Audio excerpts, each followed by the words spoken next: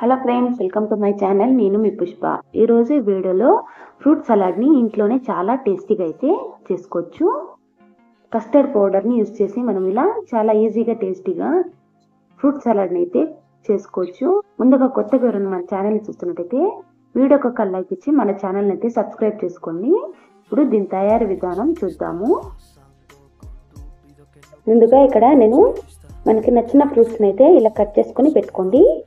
అలాగే ఇక్కడ నేను కస్టర్డ్ పౌడర్ని అయితే యూజ్ చేస్తున్నాను. అది బటర్ క్రాస్ ఫ్లేవర్ని అయితే తీసుకున్నాను. ఇలా మనం ముందుగానే ఫ్రూట్స్ కట్ చేసి పెట్టుకోవాలి.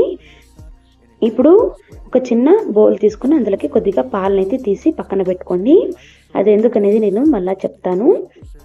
ఇప్పుడు 1/2 లీటర్ పాలను అయితే వేసుకొని దీన్ని మరిగించుకోవాలి. చూడండి, ఇది మరిగేలోపు మనం ముందుగా తీసి పెట్టుకున్న పాల్లోకి కస్టర్డ్ పౌడర్ని అయితే వేసుకోవాలి. నేను ఇక్కడ బటర్ స్కాచ్ ఫ్లేవర్ని అయితే తీసుకుంటున్నాను. ఇందులో మనకి వెనీలా ఇంకా చాలా ఫ్లేవర్స్ అయితే ఉంటుంది. మనం నచ్చిన ఫ్లేవర్స్ని అయితే తీసుకోండి.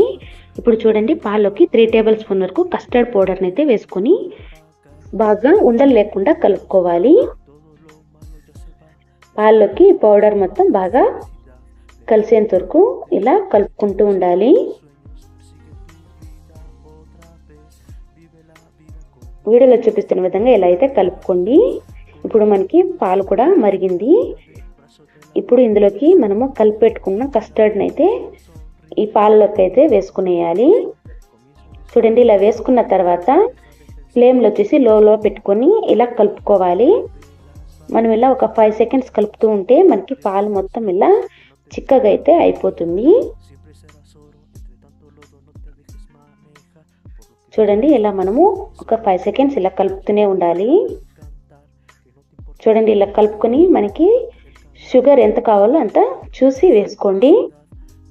వేసుకొని షుగర్ మొత్తం కరిగేంత వరకు కలుపుకోండి.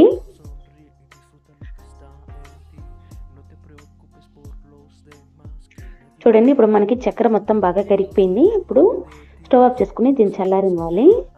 చూడండి, చల్లారిన దాన్ని ఇంకొక బౌల్లోకి అయితే వేసుకుంటున్నాను. ఇలా వేసుకొని మనకి నచ్చిన ఫ్రూట్స్ని అయితే వేసుకోండి. మనకి ఏ ఫ్రూట్స్ కావాలంటే ఆ ఫ్రూట్స్ని అయితే ఈ సలాడ్లోకి అయితే వేసుకోవచ్చు. నేను ఇక్కడ ఇంట్లో ఉండే మొత్తం ఫ్రూట్స్ని అయితే ఇలా చిన్న చిన్న ముక్కలుగా అయితే కట్ చేసుకుని వేసుకుంటున్నాను. దానిమ్మ వచ్చేసి కొంచెం ఎక్కువ వేసుకోండి, మనకి టేస్ట్ బాగుంటుంది.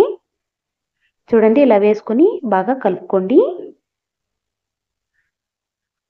మనం ఇంకా ఎక్కువ కావాలంటే ఫ్రూట్స్ని కూడా ఇంకా ఎక్కువగా యాడ్ చేసుకోవచ్చు. చూడండి, ఇప్పుడు మనకి కస్టర్డ్ అయితే రెడీ అయింది.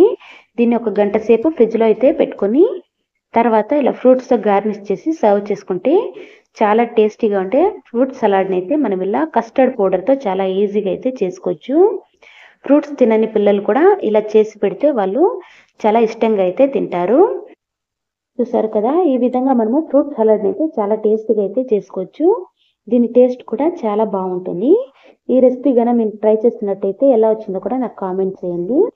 ఈ వీడియో నచ్చినట్టయితే లైక్ చేయండి, షేర్ చేయండి. అలాగే మరి